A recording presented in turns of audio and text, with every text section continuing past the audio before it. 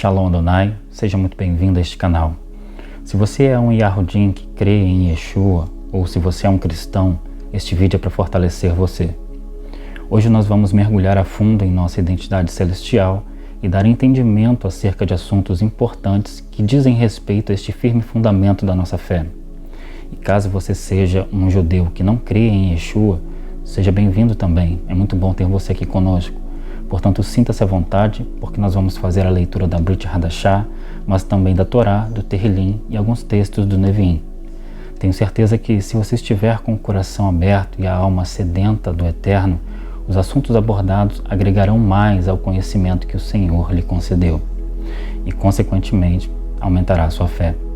O texto é profundo, assim como a carta aos Hebreus, que será nosso texto base, é contida de muitas palavras profundas direcionadas ao povo hebreu convertido, exigindo total concentração nas Escrituras para compreender o que o escritor está revelando. Portanto, pegue aí o seu exemplar dos manuscritos sagrados e preste bastante atenção a partir de agora. No capítulo 12 da carta de Paulo aos Hebreus, nos versos 16 ao 25, está dito assim: E ninguém seja devasso ou profano como Esaú, que por uma refeição vendeu o seu direito de primogenitura.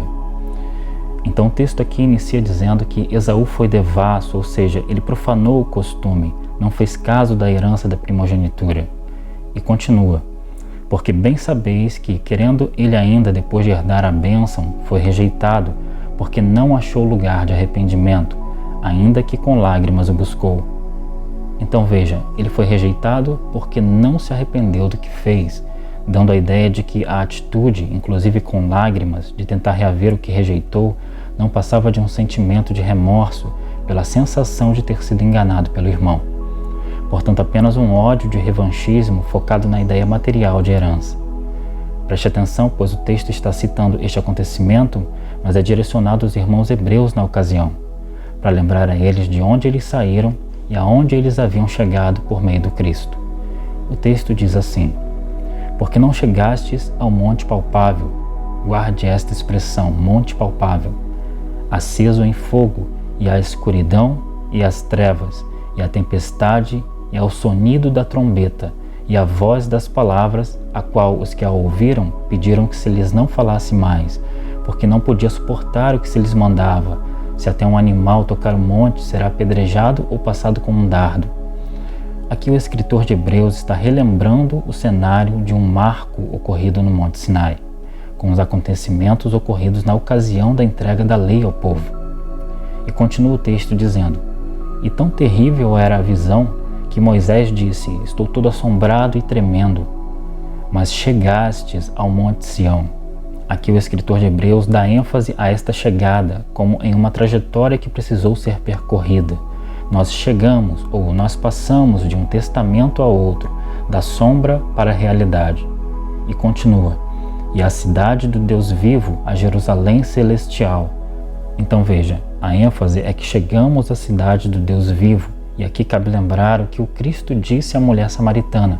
Vamos ver isso? João capítulo 4, versos 19 ao 24. Disse-lhe a mulher: Senhor, vejo que és profeta. Nossos pais adoraram neste monte, e vós dizeis que é em Jerusalém o lugar onde se deve adorar.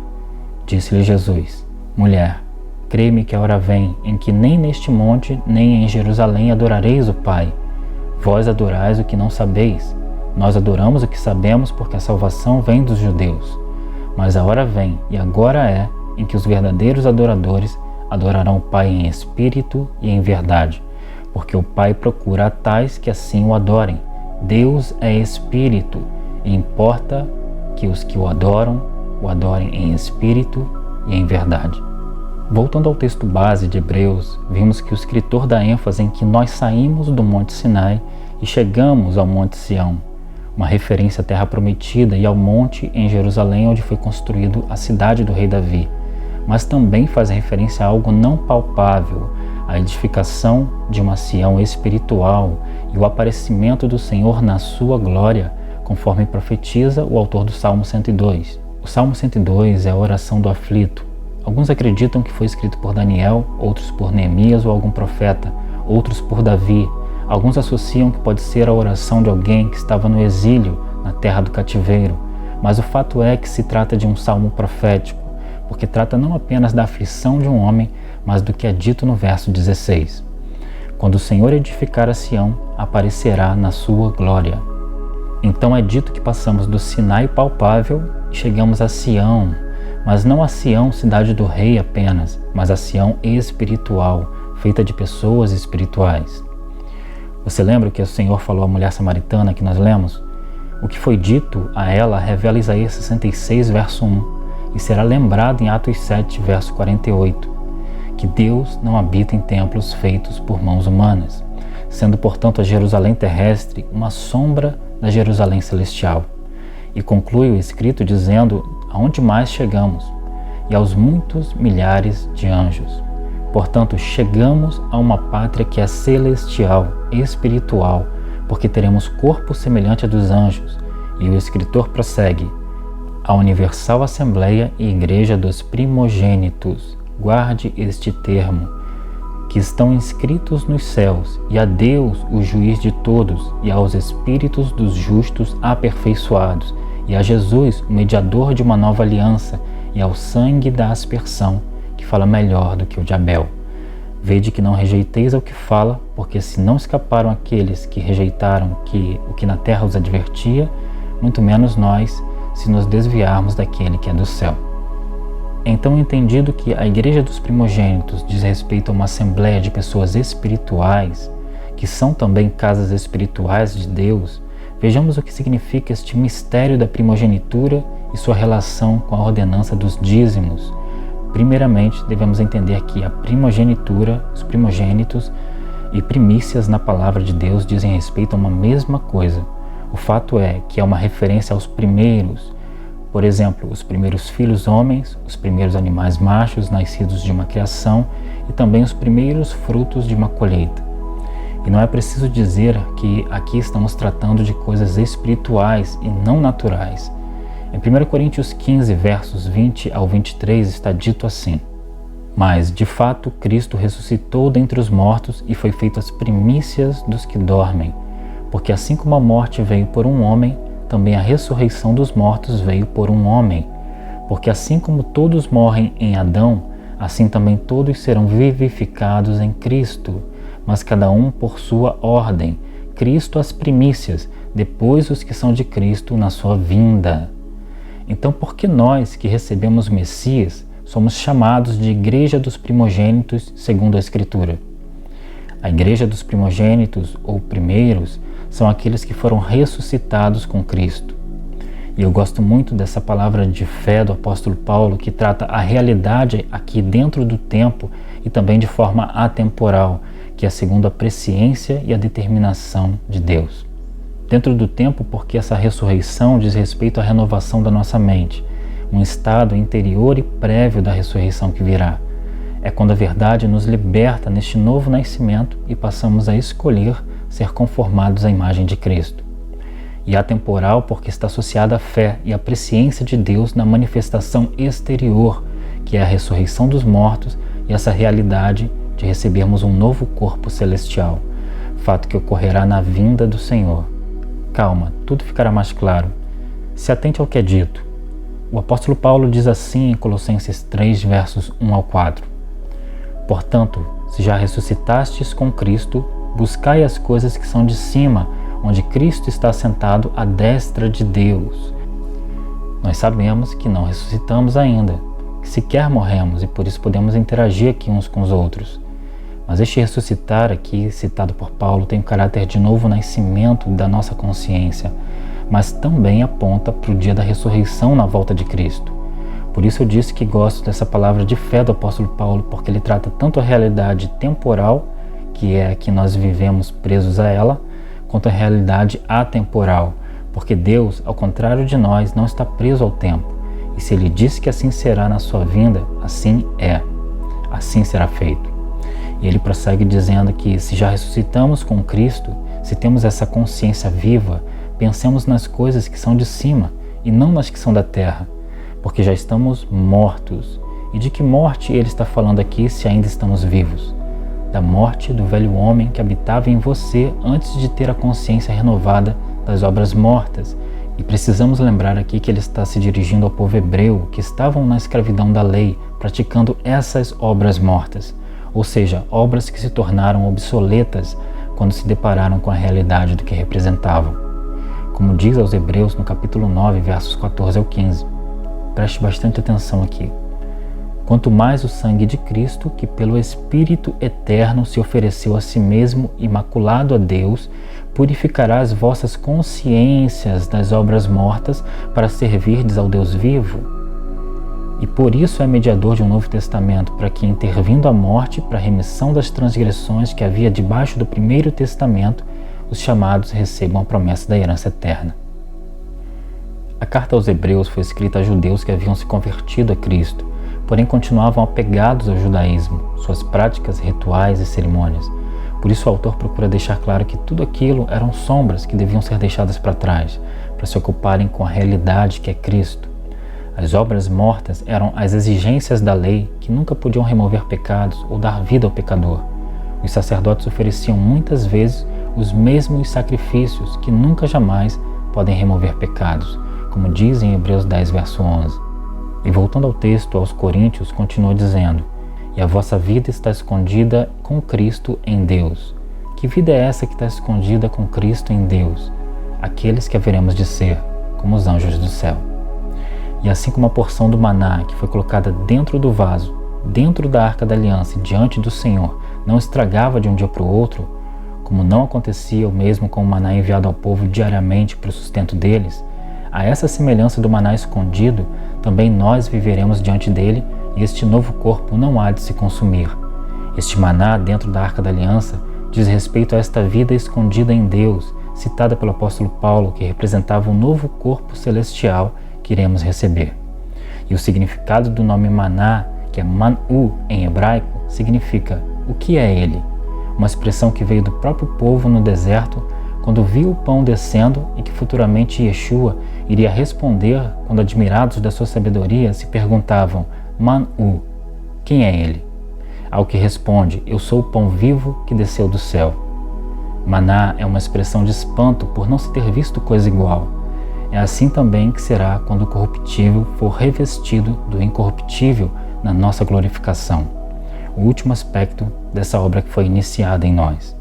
E por isso conclui dizendo: quando Cristo, que é a nossa vida, se manifestar, então também vós vos manifestareis com Ele em glória. Então você entendeu? Somos chamados primogênitos, dizendo respeito à ressurreição juntamente com Cristo. Como diz o texto, Cristo as primícias, depois os que são de Cristo na sua vinda, e vinda no singular, tal como primeiramente eram colhidas as primícias e depois retirado o dízimo da colheita. E se nós, vencedores, que assim seja, somos primeiros a ressuscitar em Cristo, logo existe uma outra ressurreição derradeira. E de fato existe. Apocalipse 20, versos 5 e 6 nos diz: mas os outros mortos não reviveram até que os 1000 anos se acabaram. Esta é a primeira ressurreição. Bem-aventurado e santo aquele que tem parte na primeira ressurreição. Sobre estes não tem poder a segunda morte, mas serão sacerdotes de Deus e de Cristo e reinarão com ele 1000 anos. Portanto, esses filhos primogênitos da primeira ressurreição, que acontece na vinda do Senhor, conforme lemos, são apresentados a Deus como dízimos. Lembra que está escrito de que Cristo é as primícias dos que dormem? Lembra que na antiga aliança as primícias eram uma espécie de penhor-promessa referente às colheitas futuras, as quais então seriam dizimadas? Tal como o dízimo, nós somos esta realidade da colheita futura, sendo Cristo nosso penhor. Mas espera, alguém vai dizer, como Cristo pode ser o penhor se o apóstolo Paulo nos disse que o Espírito enviado a nós é que é o penhor, no texto onde está falando do corpo como realidade do tabernáculo terrestre e do novo corpo espiritual como nosso tabernáculo celestial? Então, como Cristo pode ser o penhor? O texto diz assim, 2 Coríntios 5, dos versos 1 ao 5. Porque sabemos que se a nossa casa terrestre deste tabernáculo se desfizer, está falando aqui do nosso corpo terrenal, temos de Deus um edifício, uma casa não feita por mãos, eterna nos céus. Aqui está falando do nosso corpo celestial. E por isso também gememos, desejando ser revestidos da nossa habitação, que é do céu, se todavia, estando vestidos, não formos achados nus. Aqui o se todavia, estando vestidos, não formos achados nus, é uma referência às vestes nupciais, às vestes da noiva de Cristo, que ela mesma está abordando, porque fala da justiça da fé com obras, ou os atos de justiça dos santos, conforme é dito em Apocalipse 19, versos 7 e 8. Regozijemo-nos e alegremo-nos e demos-lhe glória, porque vindas são as bodas do Cordeiro, e já a sua esposa se aprontou, e foi-lhe dado que se vestisse de linho fino, puro e resplandecente, porque o linho fino são as justiças dos santos. É importantíssimo a gente compreender sobre essas vestes nupciais, porque dizem respeito às nossas obras pela fé e à nossa santificação, que é um ato pessoal, ininterrupto e intransferível. Por isso, em 1 Coríntios 7, verso 14, não está se falando que o homem ou a mulher que não crê no Senhor será santificado por meio do seu cônjuge, no sentido de uma codependência da santidade alheia, mas trata o texto de que um se torna um canal de santificação para o outro. Portanto, ele ou ela que não crê no Senhor é santificado através do cônjuge que crê, mediante a seu exemplo, sendo o outro ganho pelo seu testemunho, e isto refletirá também sobre seus filhos. É disso que trata o texto de 1 Coríntios 7, verso 14. E isto em conformidade com o que disse o mesmo apóstolo Paulo e Silas ao carcereiro em Atos 16, nos versos 30 a 32. E tirando-os para fora, disse: Senhores, que é necessário que eu faça para me salvar? E eles disseram: Crê no Senhor Jesus Cristo e serás salvo tu e a tua casa. E lhe pregavam a palavra do Senhor e a todos que estavam em sua casa. Ora, se pela santificação de um, o outro não precisasse se santificar, então não haveria necessidade alguma deles pregarem a palavra a todos que estavam na casa do carcereiro romano. O fato é que a palavra-chave no texto que Paulo e Silas disseram é a palavra crer. É uma palavra tão simples de se dizer, porém implica em frutificar, em testemunhar. Você pode ficar o dia todo falando sobre Jesus para qualquer pessoa que convive com você. Mas se você não viver essa verdade no dia a dia, de nada adiantará, e você não está crendo verdadeiramente. Porque crer implica em testemunhar. Por isso essa emuná, essa fé, só pode ser viva em nós se ela frutificar a justiça de Deus. E muitos têm ela nos lábios, mas não no coração. E por isso o Senhor mandou um recado para nós nos finais dos tempos, na parábola do juiz Inico, onde uma viúva pedia justiça contra seu adversário. Lucas 18, verso 8. Digo-vos que depressa lhes fará justiça. Quando, porém, vier o Filho do Homem, porventura achará fé na terra? Portanto, sem estas vestes, ninguém entra nas bodas do Cordeiro. Para você compreender melhor, assista ao vídeo que eu postei há alguns meses atrás, intitulado Cordeiro, a Noiva e a Prostituta. Leia também a parábola de Mateus 22 e Zacarias capítulo 3, dos versos 3 ao 9, e você compreenderá melhor sobre essas vestes. E continuando a palavra do apóstolo Paulo em 2 Coríntios 5, agora no verso 4. Porque também nós, os que estamos neste tabernáculo, gememos carregados. E aqui está falando do nosso corpo corruptível, este corpo que fica doente e que morre. Não porque queremos ser despidos, ou seja, não é no sentido de que queremos morrer para estar com Ele, mas no sentido de que nós amamos e desejamos a vinda do Senhor. Não queremos ser despidos, mas revestidos, ou seja, porque queremos ser transformados, para que o mortal seja absorvido pela vida. Ora, quem para isto mesmo nos preparou foi Deus, o qual nos deu também o penhor do Espírito. Então aqui diz, o penhor do Espírito. Ora, eu não mostrei que é Cristo o penhor, como o apóstolo Paulo está dizendo que é o Espírito. E quem é o Espírito? Não é a terceira pessoa da Trindade, isso posso lhe dizer na Escritura. A ideia da Trindade veio de Roma, não dos discípulos de Cristo. Mas o mesmo apóstolo Paulo nos diz quem é o Espírito. 2 Coríntios capítulo 3, verso 17, está dito assim: Ora, o Senhor é o Espírito, e onde está o Espírito do Senhor, aí há liberdade. Por isso podemos dizer o Espírito Santo, mas também podemos dizer o Espírito do Santo. E alguém pode perguntar, se o Espírito Santo não é uma terceira pessoa, então por que é dito pelo próprio Senhor Jesus que quando eu for para o Pai, enviarei outro Consolador? Seu Espírito Santo é o próprio Senhor, como o apóstolo Paulo mesmo disse. Ele estaria então confuso? Não, irmãos, ele não está confuso. O que acontece é que, porquanto o Senhor Jesus estava em carne, ele era a consolação. Como diz o profeta Isaías em Isaías 61, a partir do verso 1. Vamos ler? O Espírito do Senhor Deus está sobre mim, porque o Senhor me ungiu para pregar boas novas aos mansos, enviou-me a restaurar os contritos de coração, a proclamar liberdade aos cativos e a abertura de prisão aos presos. Isto tudo é a consolação da sua presença na terra, vindo como homem.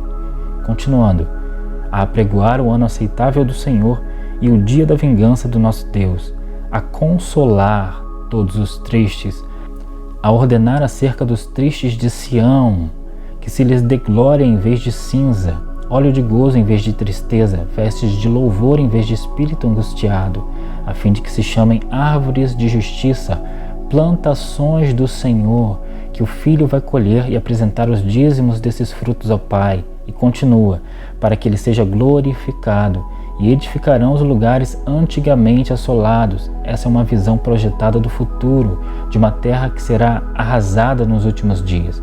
E continuando, e restaurarão os anteriormente destruídos, e renovarão as cidades assoladas, destruídas de geração em geração. E haverá estrangeiros que apacentarão os vossos rebanhos, e estrangeiros serão os vossos lavradores e os vossos vinhateiros. Porém, vós sereis chamados sacerdotes do Senhor, tal como o apóstolo Pedro irá dizer. Vocês, porém, são geração eleita, sacerdócio real, nação santa, povo exclusivo de Deus, para anunciar as grandezas daquele que os chamou das trevas para a sua maravilhosa luz, em 1 Pedro 2, verso 9. E também em Apocalipse 1, verso 6. E nos fez reis e sacerdotes para Deus e seu Pai. A ele glória e poder para todo sempre. Amém. Continuando o texto de Isaías 61. E vos chamarão ministros do nosso Deus, comereis a riqueza dos gentios, e na sua glória vos gloriareis. Então, porquanto na terra o Mashiach era o Consolador, tal como ele mesmo conclui esta leitura de Isaías 61 na sinagoga, dizendo que naquele momento havia se cumprido essa profecia. Lucas 4, verso 21. Então começou a dizer-lhes, hoje se cumpriu esta escritura em vossos ouvidos.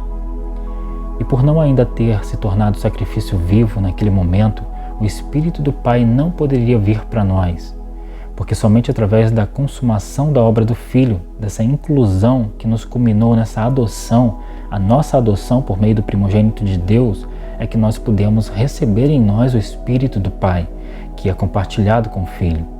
E por meio do Filho, por ter se tornado mediador dessa nova aliança entre Deus e os homens, e tendo rasgado o escrito de dívida e nos incluído na sua própria herança, é que nós podemos então receber o Espírito do Pai. Por isso diz, enviarei outro Consolador, que era aquele que repousou sobre ele enquanto João o batizava no Rio Jordão, que desceu em forma de pomba sobre o Senhor, Deus encarnado ali, naquela condição desprovido da glória que tinha com o Pai antes que o mundo existisse, conforme ele declara em João 17, verso 4. Portanto, preste bastante atenção. E este que era uma semente do Espírito no mundo, no ventre de Miriam, que é Maria, em carne cresceu e recebeu em si a porção completa de si mesmo. De si mesmo porque sua semente em Maria foi gerada do mesmo Espírito que agora recebia em si no Jordão, conforme testifica o apóstolo Paulo aos Colossenses no capítulo 1, verso 9. Nele reside toda a plenitude divina. Portanto, vindo de uma semente incorruptível, porém feito totalmente homem, sujeito às paixões humanas, e por isso a necessidade do Espírito também vir sobre ele, para que então pudesse transmitir não a sua própria vontade, mas a do Pai que o gerou, iniciando o seu ministério na terra, se sujeitando a fazer tudo aquilo que o Espírito do Pai lhe conduzia a fazer. Como no início desse ministério é dito, ele foi conduzido pelo Espírito ao deserto para ser tentado pelo diabo. Mateus 4, verso 1.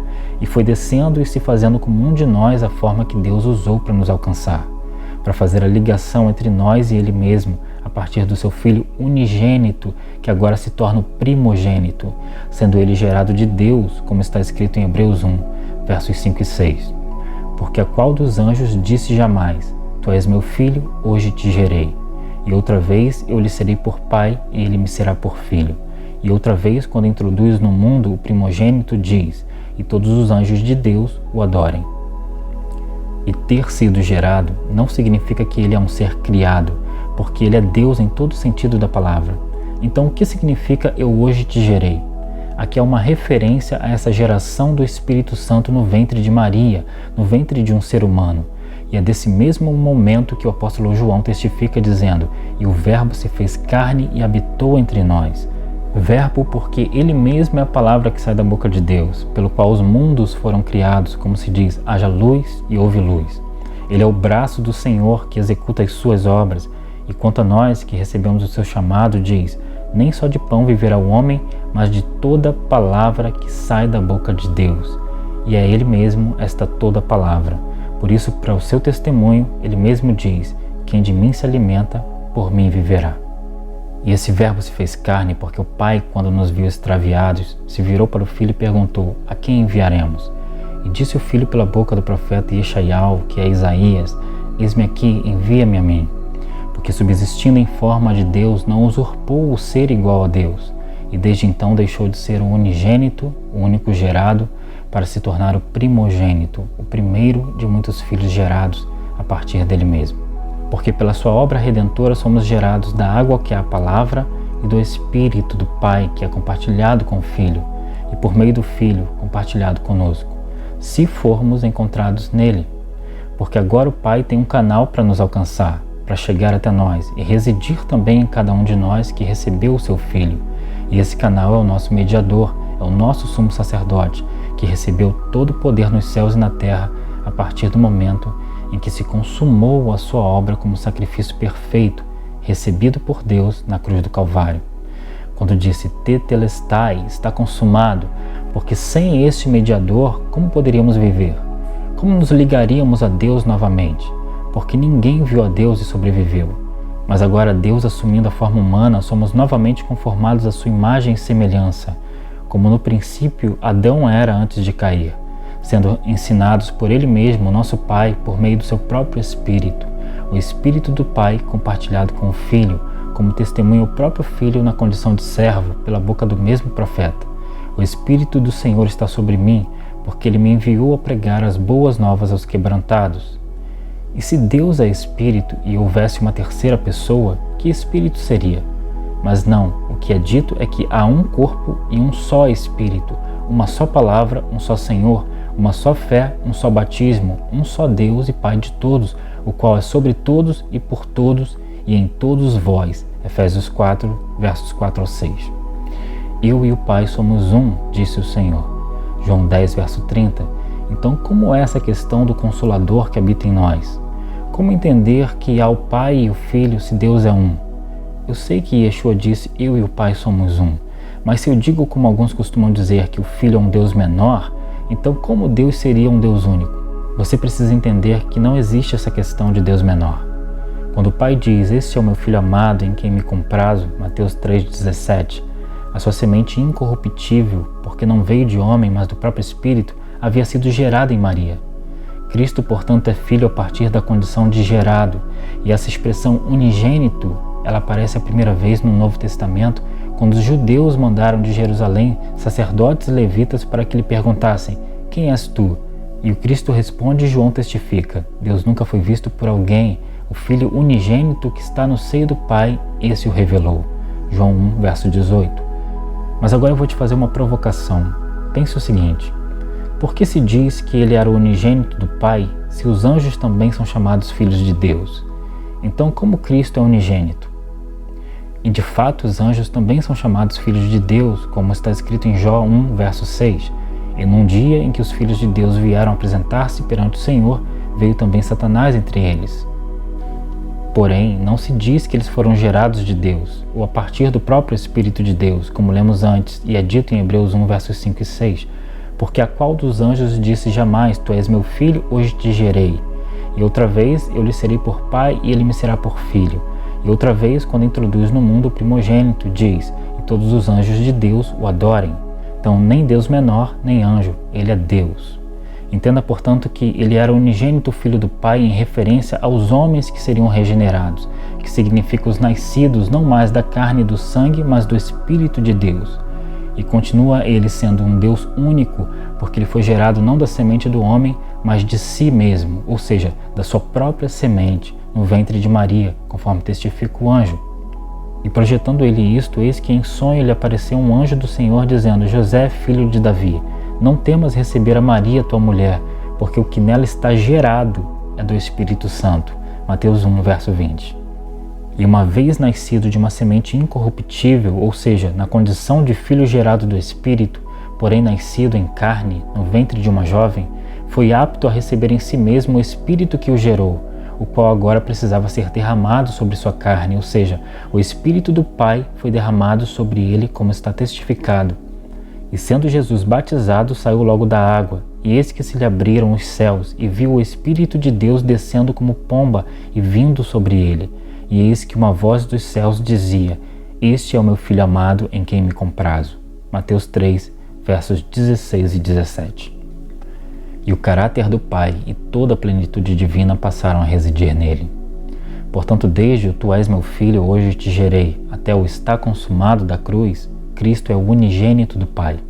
E a partir do está consumado, que pela fé cremos, morremos com aquele unigênito, porque nossos pecados estavam sobre ele.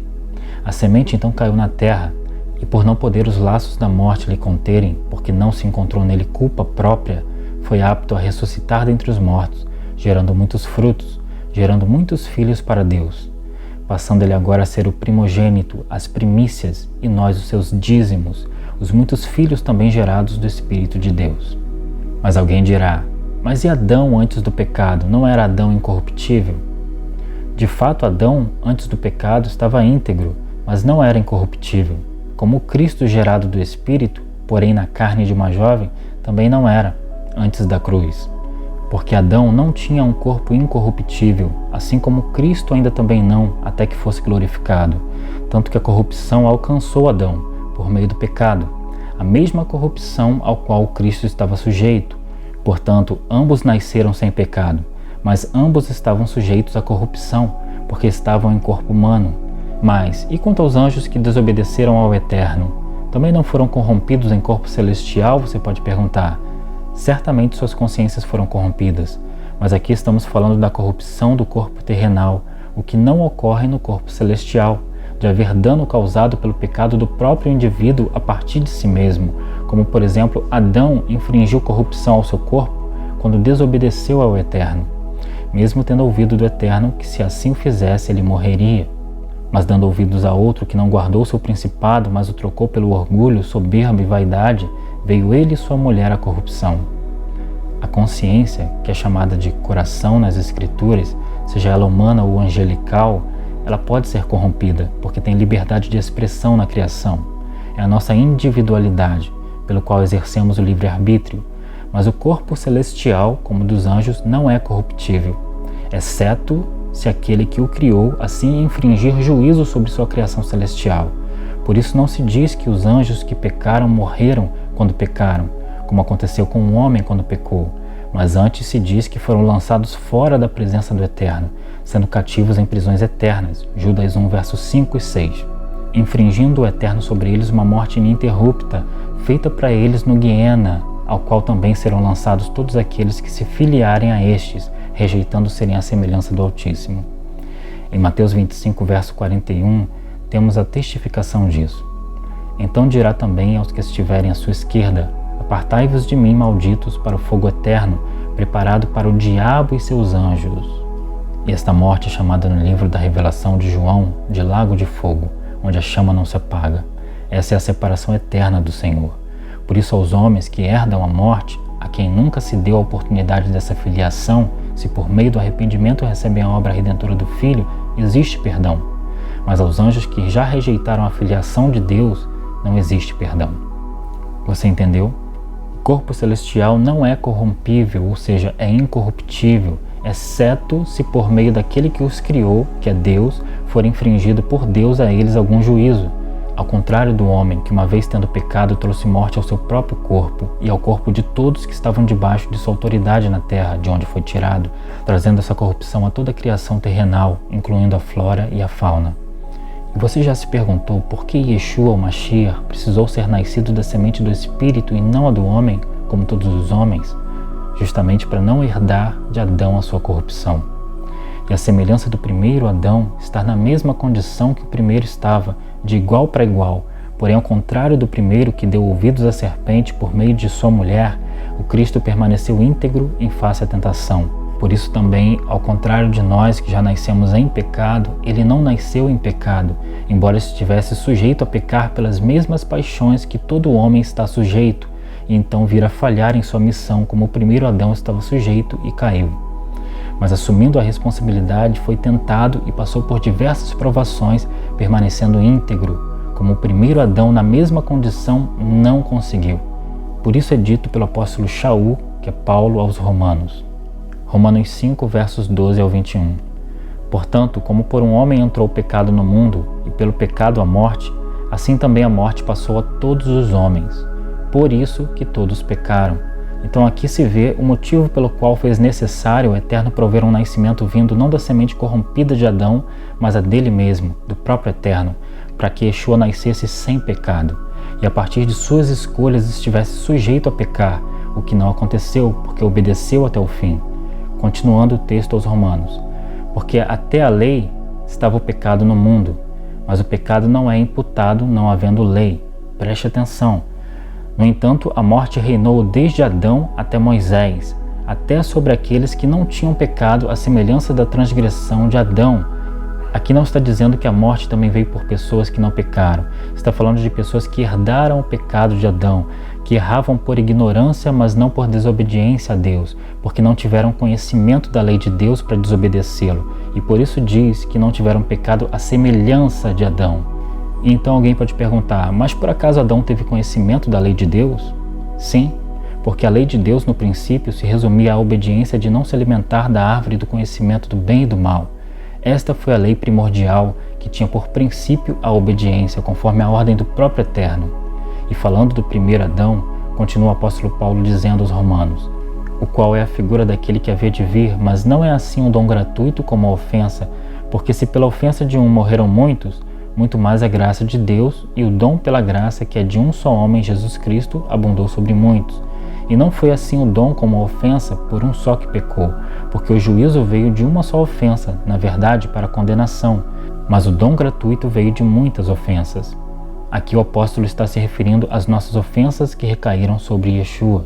E continua, para a justificação, porque se pela ofensa de um só a morte reinou por esse, muito mais os que recebem a abundância da graça e do dom da justiça reinarão em vida por um só, Jesus Cristo. Pois assim como por uma só ofensa veio o juízo sobre todos os homens para condenação, e aqui está falando do pecado de Adão que corrompeu a sua semente, e por isso todos que vieram dela automaticamente carregam uma semente corrompida, assim também por um só ato de justiça veio a graça sobre todos os homens para a justificação de vida. E ao dizer que a graça veio sobre todos os homens para a justificação de vida, acaba aqui com a doutrina calvinista.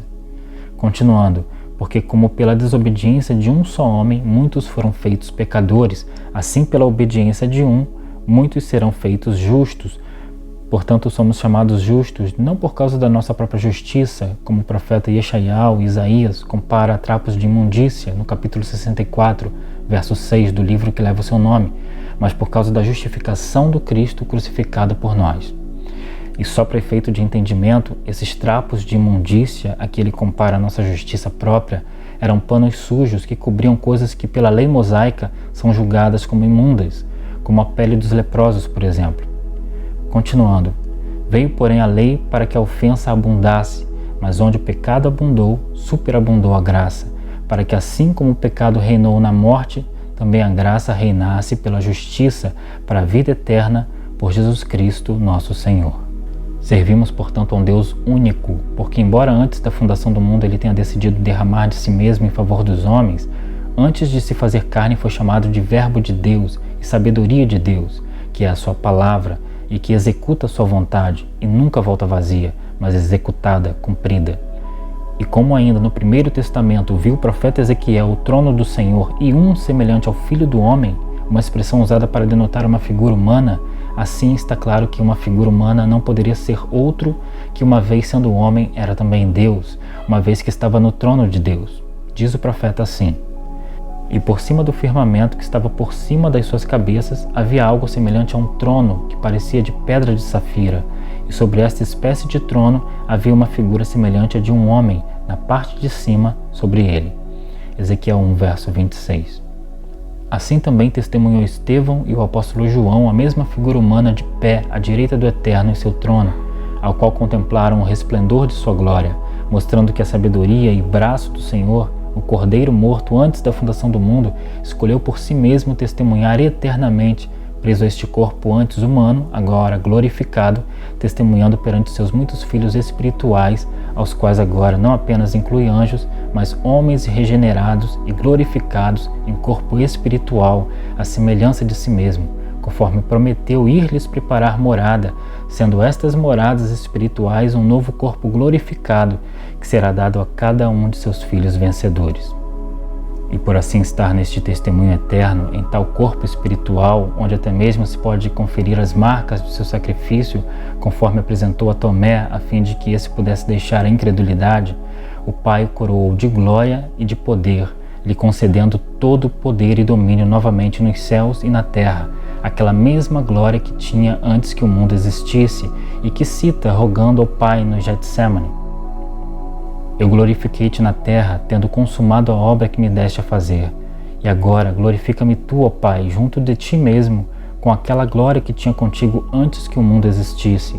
João 17, versos 4 e 5. E são conclamados os seres viventes que possuem autoridade nos céus a que prestem reverência ao Pai. Por isso diz o salmista: Levantai, ó portas, as vossas cabeças, levantai-vos, ó entradas eternas, e entrará o Rei da Glória. Salmo 24, verso 7. E assim é dito porque, à semelhança daquele tempo, nas portas da cidade se reuniam autoridades como príncipes, juízes, magistrados, anciãos, nobres e outras pessoas de grande prestígio, como é mostrado no livro de Jó, capítulo 29, dos versos 7 ao 9. Quando eu saía para a porta da cidade e na rua fazia preparar a minha cadeira, os moços me viam e se escondiam, e até os idosos se levantavam e se punham em pé. Os príncipes continham as suas palavras e punham a mão sobre a sua boca, isso por causa do estado deplorável que chegou à condição de Jó. Podemos ver isso também em Provérbios 31, verso 23, quando, ao registrar a profecia que sua mãe havia lhe ensinado, o rei Lemuel deixou registrado que a mulher, quando cheia de virtudes, faz com que o seu marido assuma posição de destaque às portas da cidade, assentando-se entre os anciãos da terra. Vamos ler isso? Provérbios 31, verso 23. Seu marido é conhecido nas portas e assenta-se entre os anciãos da terra. Se diz, portanto, para que os portais eternos levantem as suas cabeças em referência às autoridades celestiais, prestando reverência ao Senhor. Portanto, voltando ao centro do assunto, o Pai compartilha do seu Espírito com o Filho, Cristo, e através do Filho, que é o mediador, o Espírito do Pai é compartilhado com os filhos enxertados, os filhos por adoção, nós, a Igreja. Por isso compartilhamos com Cristo e com o Pai do mesmo Espírito. Se formos encontrados no Cristo, como é dito, uma só palavra, um só Espírito. Em Romanos 8, versos 15 ao 17, é dito assim: Porque não recebestes o espírito de escravidão para outra vez estardes em temor. É uma referência direta do apóstolo Paulo à antiga aliança e o temor que caiu sobre o povo no Monte Sinai. Mas recebestes o espírito de adoção de filhos, pelo qual clamamos, Abba Pai. O mesmo Espírito testifica com o nosso espírito que somos filhos de Deus. E se nós somos filhos, somos logo herdeiros também. Herdeiros de Deus, porque nos tornamos filhos, e cordeiros de Cristo. Por que cordeiros de Cristo? Porque o primogênito recebia a herança, que era transmitida por via paterna. Mais tarde estabeleceu-se que a herança do primogênito seria maior do que a de seus irmãos. Quando o pai estava para morrer, liberava então suas bênçãos aos seus filhos. As bênçãos maiores e melhores seriam do primogênito, e ele permaneceria na casa do pai, enquanto que os irmãos mais novos muitas vezes precisavam ir para longe em busca de oportunidades. Mas o Cristo, sendo o primogênito, escolheu repartir a sua bênção conosco, os filhos mais novos. E o apóstolo Pedro, sobre isso, vai dizer que tais coisas nos foram doadas por Cristo. Vamos ler isso antes de prosseguir? Em 2 Pedro 1, dos versos 1 ao 8, está dito assim: Simão Pedro, servo e apóstolo de Jesus Cristo, aos quais conosco obtiveram fé igualmente preciosa na justiça do nosso Deus e Salvador Jesus Cristo. Graça e paz vos sejam multiplicadas no pleno conhecimento de Deus e de Jesus nosso Senhor, visto como pelo seu divino poder nos têm sido doadas todas as coisas que conduzem à vida e à piedade, pelo conhecimento completo daquele que nos chamou para a sua glória e virtude, pelas quais nos têm sido doadas as suas preciosas e muito grandes promessas, para que por elas vos torneis coparticipantes da natureza divina, livrando-vos da corrupção das paixões que há no mundo. Por isso mesmo, vós, reunindo toda a vossa diligência, associai com a vossa fé a virtude, com a virtude o conhecimento, com o conhecimento o domínio próprio, com o domínio próprio a perseverança, com a perseverança a piedade, com a piedade a fraternidade, com a fraternidade o amor. Porque estas coisas, existindo em vós e em vós aumentando, fazem com que não sejais nem inativos nem infrutuosos no pleno conhecimento do nosso Senhor Jesus Cristo. E voltando lá à conclusão do texto de Romanos 8, no verso 17, temos: se é certo que com ele padecemos, para que também com ele sejamos glorificados. E um pouco antes, no verso 16, nós lemos anteriormente que o mesmo Espírito testifica com o nosso Espírito, que somos filhos de Deus. E como o Espírito testifica isso, mostrando que somos filhos? Através dos mesmos frutos do Espírito, como acabamos de ler o que Pedro disse, estas coisas existindo em vós. É através das mesmas obras que isso é testificado, por isso Cristo, de antemão, nos ensinou em Mateus 7 que é pelos frutos que se conhece a árvore. Lembra que o Senhor disse a Filipe em João 14, verso 11? Crede-me que estou no Pai, e o Pai em mim. Crede-me ao menos por causa das mesmas obras. Portanto, entenda que quando fala do Espírito que o Pai e o Filho compartilham conosco, não uma terceira pessoa independente. Quem está sentado à direita do Pai? Quantos tronos viu Estevão em Atos 7, verso 56? Por acaso não é somente um? E o Filho estando de pé à direita do Pai? Nós também não lemos que Deus é Espírito e que há um só Espírito? Claro que sim. E ambos, Pai e Filho, compartilham este mesmo Espírito. Fechado esse parêntese que abri para explicar o equívoco da doutrina da Trindade e que a realidade das primícias é Cristo e dos dízimos somos nós, vamos prosseguir no estudo. Vamos ver agora a confusão que alguns fazem por não entender a realidade, tentando encontrar na antiga aliança respaldo para o dízimo na nova aliança. Vejamos o que diz o escritor de Hebreus. Hebreus 7, verso 5 diz assim: e os que dentre os filhos de Levi recebem o sacerdócio têm ordem, segundo a lei, de tomar o dízimo do povo, isto é, de seus irmãos, ainda que tenham saído dos lombos de Abraão. A ordem, portanto, de receber os dízimos era segundo a lei levítica, da tribo de Levi. Mas alguns, sem entendimento da realidade dessas ordenanças, citam o fato de que a figura de Cristo, Melquisedeque aqui, recebeu os dízimos de Abraão e, portanto, seria válido ainda o seu recolhimento hoje. Vamos ver o texto aqui no verso 8 que diz: e aqui certamente tomam dízimo os homens que morrem, ali porém aqueles de quem se testifica que vive. O problema não está nesse versículo, mas sim que tais pessoas o utilizam fora de contexto. O problema está em que não se pode omitir o contexto desse diálogo, porque senão perde-se o sentido do que estava sendo ensinado aqui. E por isso pegam parte do texto e o inclinam às suas próprias vontades, não sabendo eles nem ao menos o que o escritor de Hebreus está querendo dizer aqui. Vamos ler o contexto e entender o que ele está falando. Os versos seguintes, portanto, de Hebreus 7, 9 ao 16, dizem assim: e por assim dizer, por meio de Abraão, até Levi, que recebe dízimos, pagou dízimos, porque ainda ele estava nos lombos de seu pai quando Melquisedeque lhe saiu ao encontro. Portanto, o texto está dizendo aqui que os dízimos recebidos por Melquisedeque, que não era da ordem levítica, porque Levi nasceria gerações depois, e a expressão usada aqui para dizer isso foi: Levi ainda estava nos lombos de seu pai Abraão. Este dízimo recebido estava sendo recebido por toda a geração que se seguiria de Abraão, inclusive Levi, que não pagava dízimos por ser sacerdote, mas antes recebia os dízimos, conforme o texto é claro em dizer: por meio de Abraão, até Levi, que recebe dízimos, pagou dízimos. E, portanto, não se trata de um dízimo recebido dos de fora da ordem levítica. E continuando o texto, vai ficar mais claro que o foco aqui é demonstrar que o sacerdócio de Melquisedeque era superior ao sacerdócio levítico. Diz o texto: de sorte que, se a perfeição fosse pelo sacerdócio levítico, porque sob ele ou debaixo dele o povo recebeu a lei, que necessidade havia logo de que outro sacerdote se levantasse segundo a ordem de Melquisedeque, se não fosse chamado segundo a ordem de Arão? Você sabe responder a essa pergunta do escritor de Hebreus? Então a própria Escritura vai te ajudar a responder, porque você primeiro deve saber de que tribo veio o Messias e de que tribo proveio a lei, para responder a essa pergunta sobre a necessidade de um novo sacerdócio. O texto de Hebreus continua dizendo: porque mudando-se o sacerdócio, necessariamente se faz também mudança da lei, porque aquele de quem estas coisas se dizem, está falando de Melquisedeque, figura do Cristo que viria, pertence a outra tribo, da qual ninguém serviu ao altar, visto ser manifesto que nosso Senhor procedeu de Judá, e concernente a essa tribo nunca Moisés falou de sacerdócio. Então preste atenção nesse importante relato. O escritor de Hebreus está mostrando que Melquisedeque, figura de Cristo, era sacerdote porque recebeu os dízimos de Abraão, mas não era da linhagem levítica, mas uma figura do Cristo que viria da tribo de Judá. Portanto, mostra que o Cristo da tribo de Judá não apenas viria ungido rei, como também exerceria sacerdócio, e um sacerdócio superior ao levítico, porque recebeu dízimos também de Levi, que nem ainda havia nascido, mas estava, como diz, ainda nos lombos de seu pai Abraão. E aqui o texto nos mostra também que o sacerdócio levítico não trouxe os homens à perfeição ou à regeneração.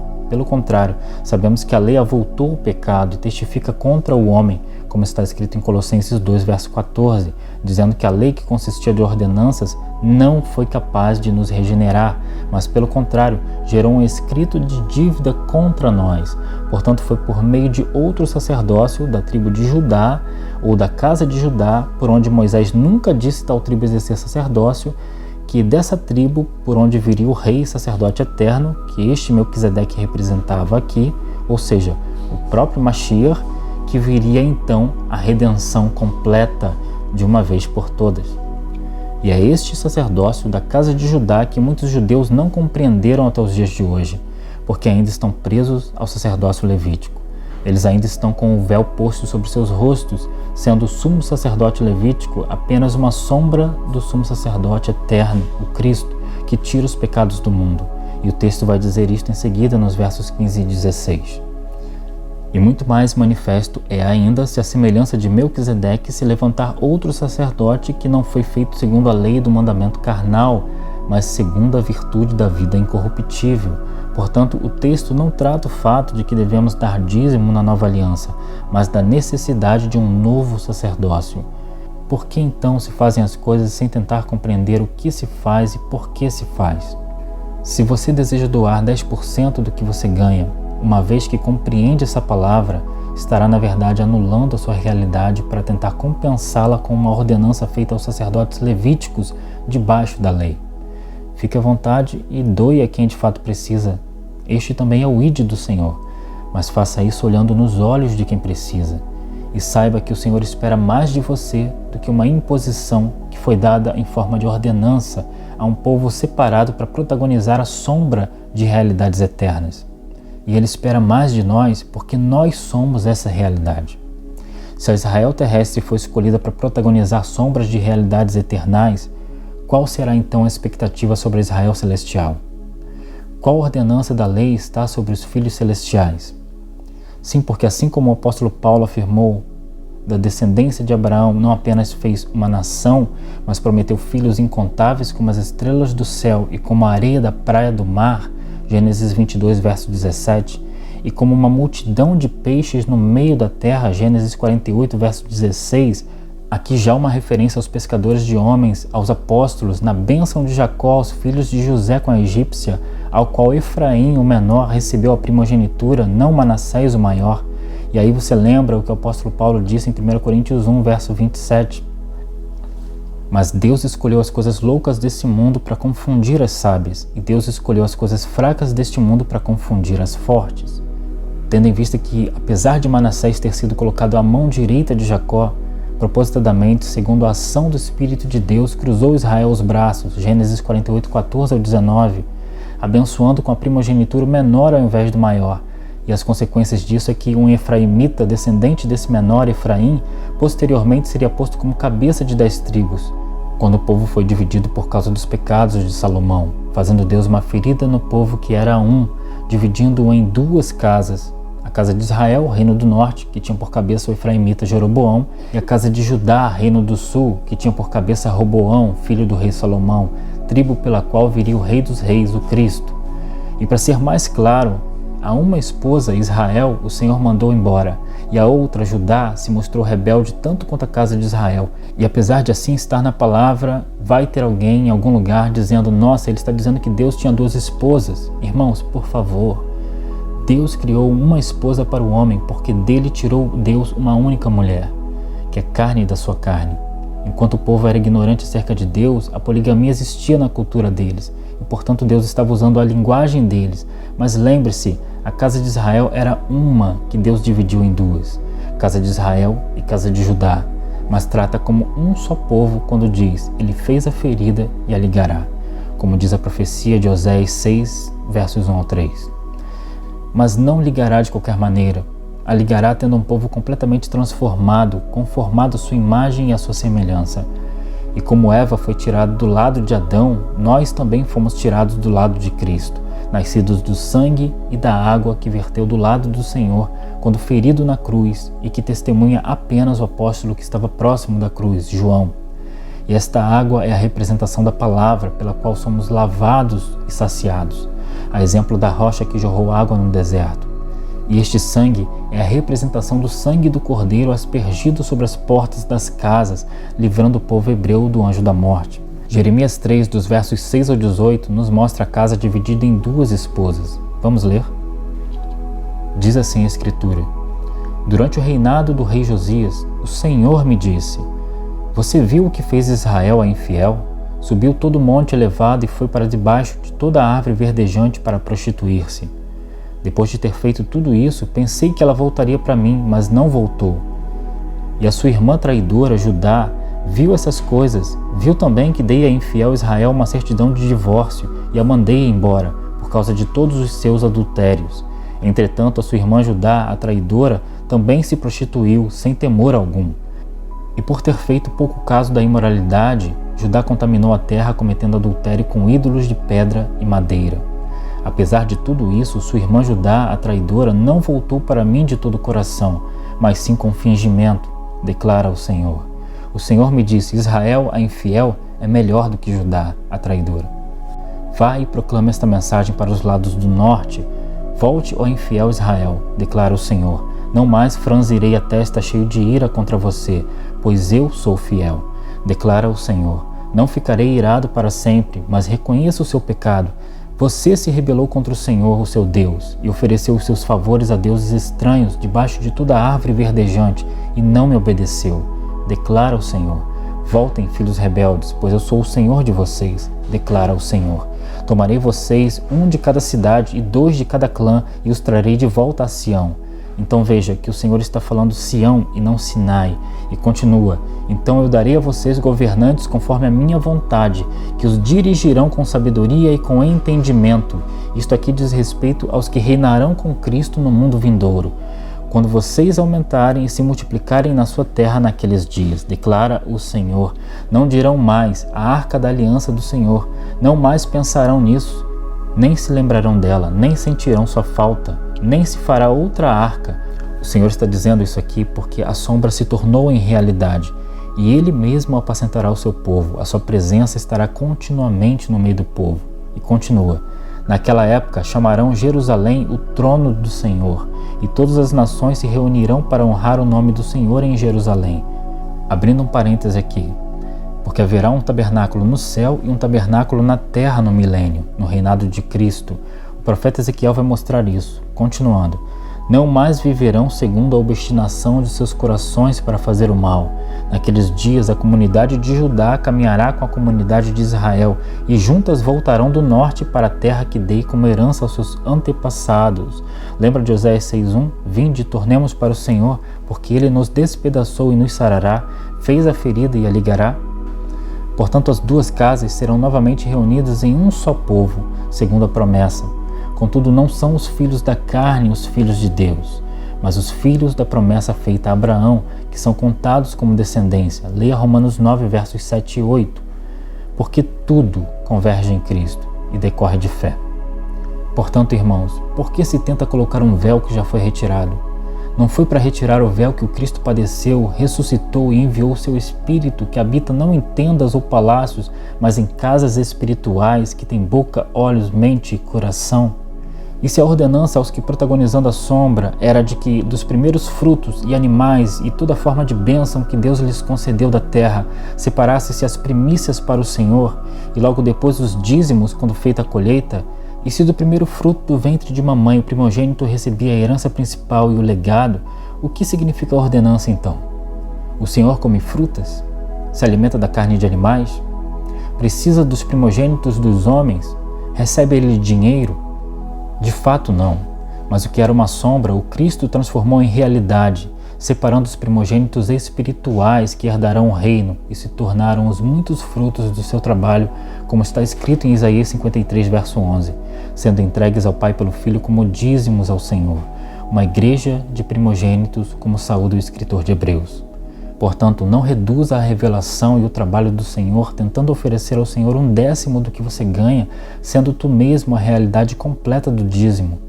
Não tente recolocar o véu porque alguns avarentos disseram para você que você não será próspero se não cumprir o rito.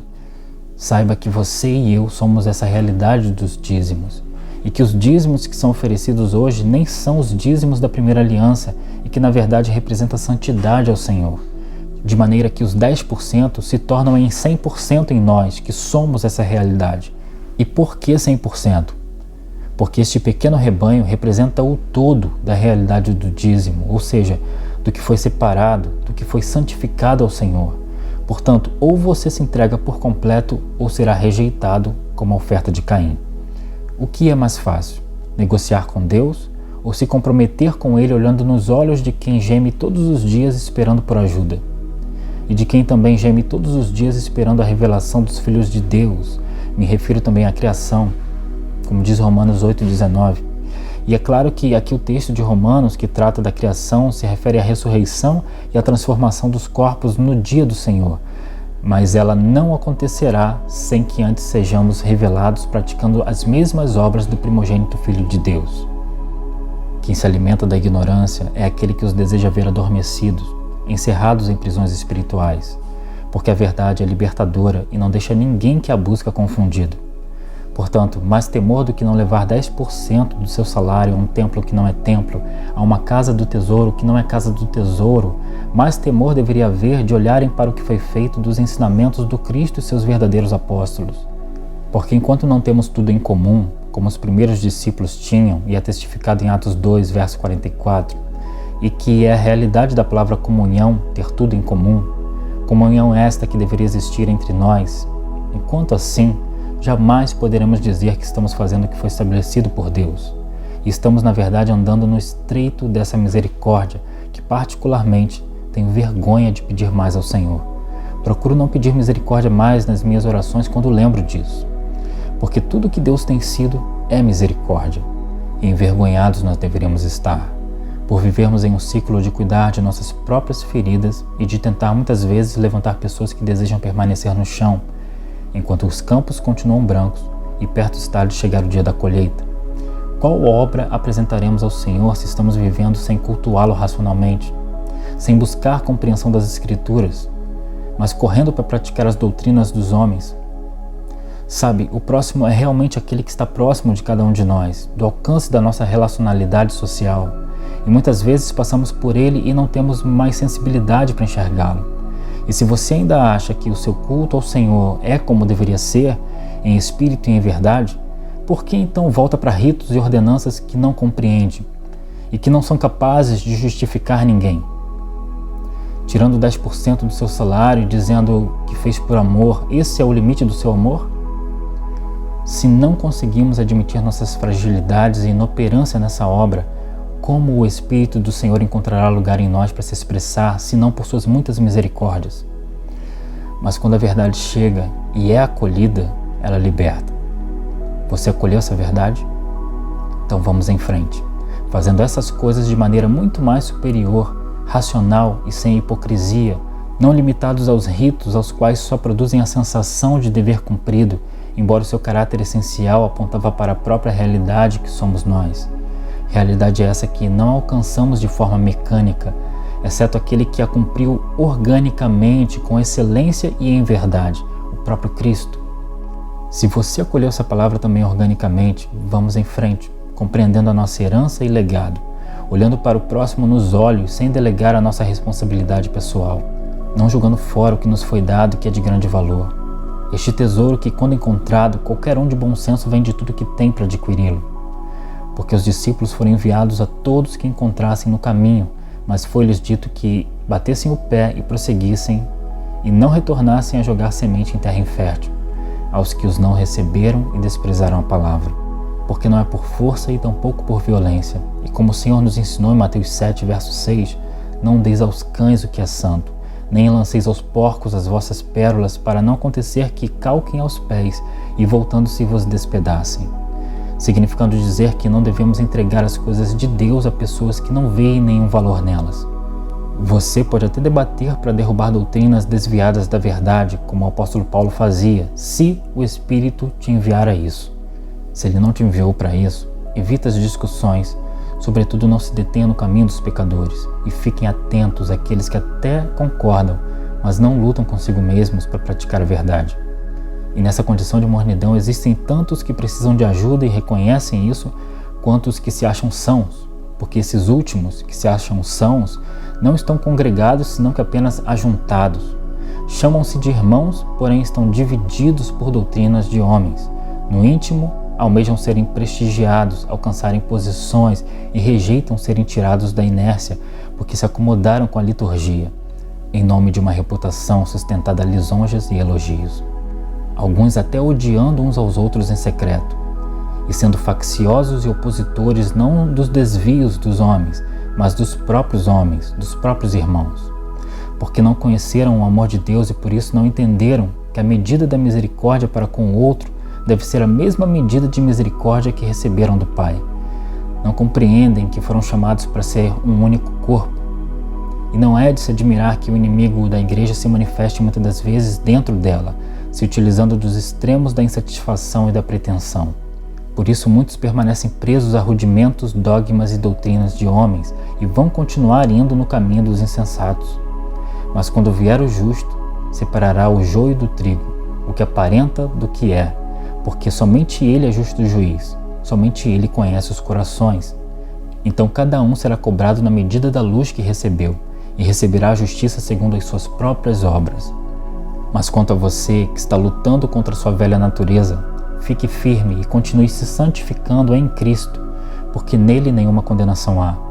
Continue buscando não apenas estar, mas ser essa igreja desejada, simples e dependente do Pai, que estão em todos os lugares, mas que não se identificam pela placa que o homem levantou, mas tão somente pela cruz que foi erguida, pelo qual praticamos as mesmas obras que o Senhor praticou, para então virmos a ser esta igreja, a igreja dos primogênitos de Deus. Te vejo no próximo devocional. Baruch Hashem.